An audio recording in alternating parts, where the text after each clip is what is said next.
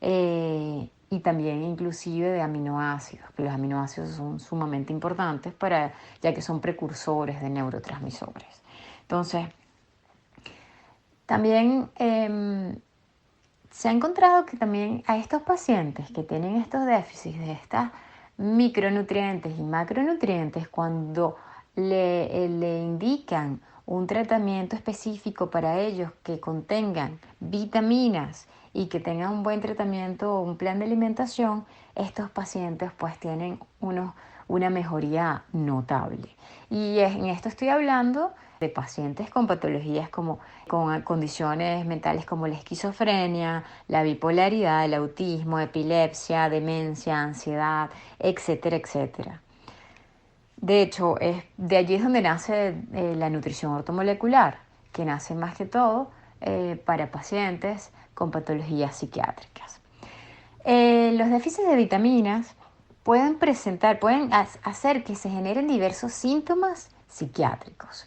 Y mucha gente relaciona los déficits de vitaminas con, bueno, se te está cayendo el cabello, eso seguramente es que te falta vitamina, toma vitamina. La piel seca, sí, eso es vitamina, me falta más cremas corporales, me tengo que hidratar más la piel, o toma más vitamina. Pero casi siempre relacionan que si le cae el cabello, que si, ay, no, tienes que tomar más vitamina. Pero no, lo relacionan con tampoco los déficits de vitaminas con las patologías o condiciones mentales, ¿ok? De hecho, sí, un déficit de vitaminas puede generar síntomas psiquiátricos. Por ejemplo, un déficit de la vitamina B1 te puedes sentir triste, con apatía, puedes tener cambios de conducta y puedes tener ciertas sintomatologías que te afecten tu salud mental. También hay otra vitamina, que es la B3, que, bueno, esta se encuentra en las verduras, en las vegetales de hojas verdes, en la leche, en los huevos, etcétera. Y es el ácido o la niacina, o el ácido nicotínico, que es bastante importante, ya que un déficit de esta vitamina puede producir una amplia variedad de síntomas psiquiátricos. De hecho, de allí nace una condición de salud que se llama pelagra, que es un déficit de vitamina. Y es un ejemplo clásico de cómo una vitamina, un déficit, te puede ocasionar síntomas psiquiátricos. De hecho, Abraham Hoffer, que es un psiquiatra canadiense, él dice que ya se debería dejar de usar la palabra esquizofrenia y comenzar a usar la palabra pelagra para estos pacientes. Y bueno, y hay dos tipos de pelagra. Hay unas son aquellos pacientes que presentan déficit debido a una mala alimentación. De hecho, las dietas que son ricas en maíz y que no comen casi proteínas ni comen suficientes alimentos que contengan esta vitamina B3, pues conlleva a la pelagra, que es caracterizada por el déficit de la vitamina B3. Pero también está la pelagra, que es debido a un incremento del requerimiento de B3, ¿ok? Que es la pelagra dependiente, que es que dependes de la vitamina B3. También ellos encontraron, bueno, hay muchos estudios donde encuentran que la esquizofrenia y la psicosis de la pelagra son casi idénticas. Y ambas, tanto la esquizofrenia como la psicosis de la pelagra, son enfermedades nutricionales y que, bueno, como ya sabemos, tienen un impacto enorme a nivel social y económico. Entonces, las vitaminas, lo que nosotros comemos, tienen un impacto fuerte sobre nuestra salud mental y ya vimos varios ejemplos de unas vitaminas del complejo B y ya sabemos que la mayoría de los pacientes con patologías o condiciones mentales pues tienen como punto en común déficit de vitaminas del complejo B, de omega 3 y también de macronutrientes, que lo vamos a hablar más adelante. Pero sí es importante las vitaminas. Por otro lado, cuando hablamos de macronutrientes, los macronutrientes son los micros son las vitaminas y los minerales, ¿ok? Y los macronutrientes son las proteínas, los carbohidratos y las grasas. Y estos son también muy importantes para nuestro cuerpo en general, nosotros no deberíamos comer una dieta donde estemos excluyendo alguno de estos macronutrientes porque vamos a tener consecuencias a nivel de salud y también a nivel mental. Entonces, por ejemplo, también se ha encontrado que alteraciones de la glucosa o azúcar, que eso, el azúcar es lo que, bueno, si comemos azúcares, si comemos pan blanco, si comemos patatas o papas, si comemos puré de papas, si comemos carbohidratos que se absorben muy rápidos. Esto conlleva a que existan variaciones en nuestra glucosa en sangre o azúcar en sangre, como lo llaman, como es mayormente conocido. Entonces, esto conlleva variaciones en la glucosa y estas variaciones en la glucosa también, curiosamente, se ha relacionado con cambios en la conducta, con cambios de humor. Eres más irritable. Así que las personas que consumen más azúcares, al principio se sienten súper felices, pero son personas que se irritan, tienen ataques de explosividad, tienen cambios de humor, y esto es porque la glucosa y estos cambios y estos picos de azúcar, de glucosa en sangre, son los que pueden afectar en el humor de estas personas. De hecho, actualmente el Alzheimer ahora lo están llamando diabetes tipo 3. ¿Por qué? Porque ya se sabe que lo que contribuye al desarrollo de esta enfermedad son alteraciones de la glucosa y también alteraciones de la insulina.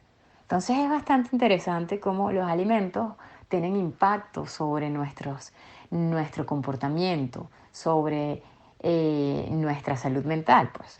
También las proteínas, cuando vamos a hablar de otro macronutriente, las proteínas son sumamente importantes, porque si tenemos una desnutrición proteica, esto va a afectar también a nuestro sistema inmunológico. Y si afectamos el sistema inmunológico de forma crónica, esto conlleva y al desarrollo de enfermedades neuro o degenerativas. Y posteriormente, pues, patologías mentales o desarrollos de patologías mentales. Entonces es importante, ya que las proteínas están conformadas por aminoácidos. Y estos aminoácidos, una vez que llegan, cuando nosotros comemos un trozo de carne, pollo o de huevo, nuestro cuerpo los rompe y se producen esos aminoácidos, se rompen a sus moléculas más pequeñas. Y estos aminoácidos son los precursores de diversos neurotransmisores. Y ya sabemos que los neurotransmisores son los que nos ayudan a regular también nuestro comportamiento. Entonces las proteínas son muy importantes. Y un exceso tampoco es bueno, porque el exceso también nos puede afectar diversos órganos, entre ellos también nuestro intestino, que lo vamos a hablar un poquito más adelante. Y al afectar el intestino también afectamos nuestra salud mental.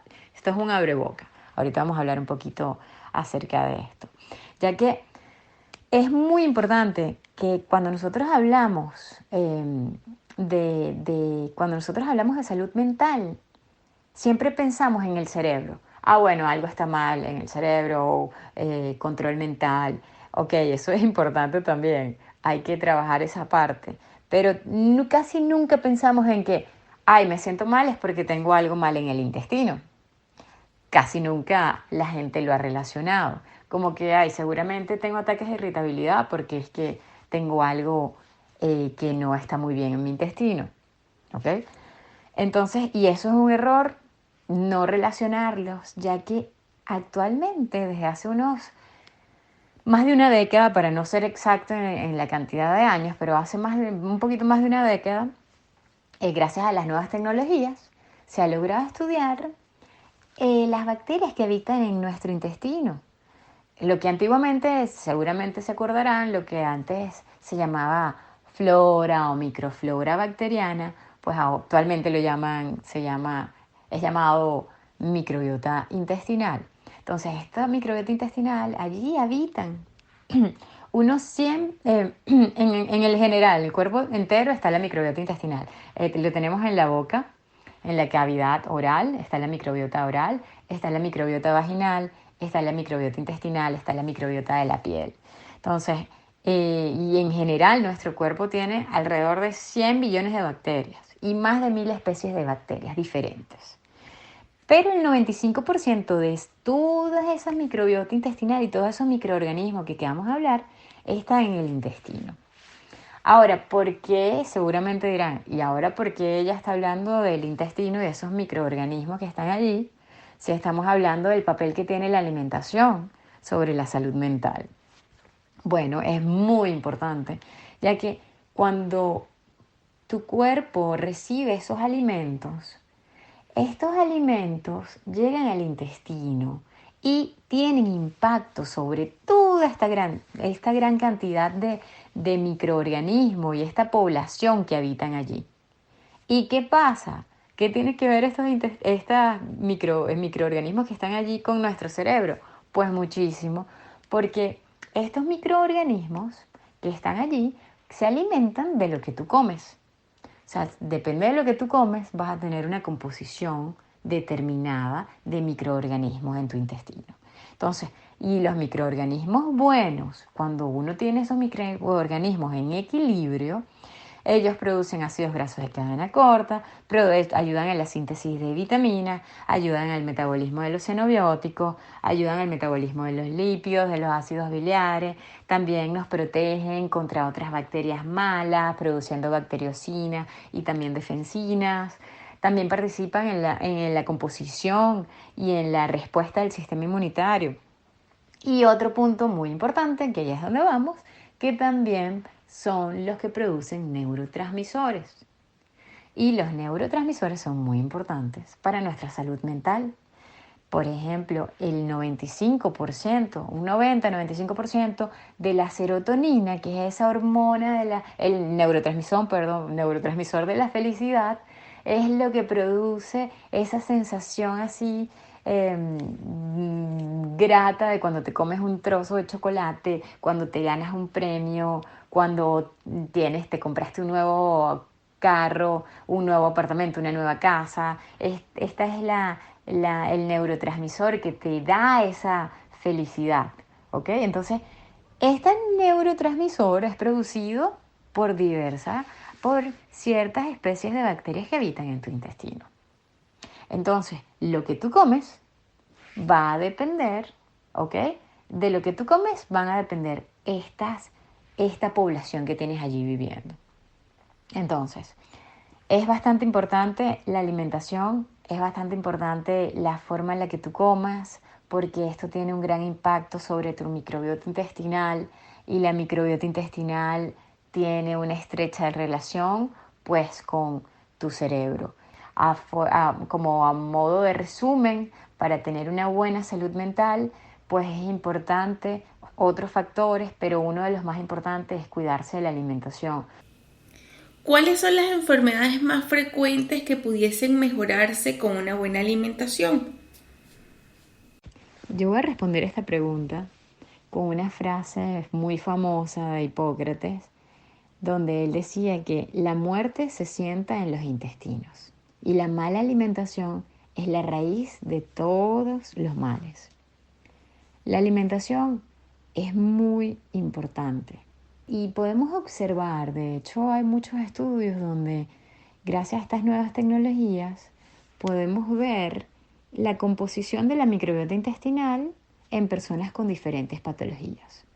Porque seguramente también te preguntarás seguramente relacionas que si tienes una alteración de microorganismos o una disbiosis intestinal, solamente se presentan síntomas gastrointestinales o intestinales. Pero no es así.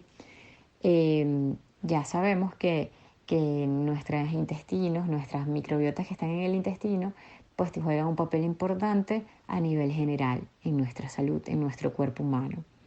Hemos encontrado que cuando diversas personas con patologías diferentes, tanto patologías mentales, autismo, esquizofrenia, depresión, cáncer de colon, cáncer de mama, etcétera, presentan algo en común, que presentan disbiosis intestinal, alteración de las bacterias en el intestino. Ya sabemos que ellas tienen que estar en equilibrio para tener un buen estado de salud. Cuando se rompe cuando se rompe este equilibrio, es cuando se pueden presentar o está estrechamente relacionado con diversas patologías. Entonces, respondiendo a la pregunta, yo diría que sí, que casi todas las enfermedades pueden corregirse, pueden curarse y pueden prevenirse con una buena alimentación. Es muy importante dar los macronutrientes necesarios para cada una de las células de nuestro cuerpo, para todos esos microorganismos que viven en nuestro intestino,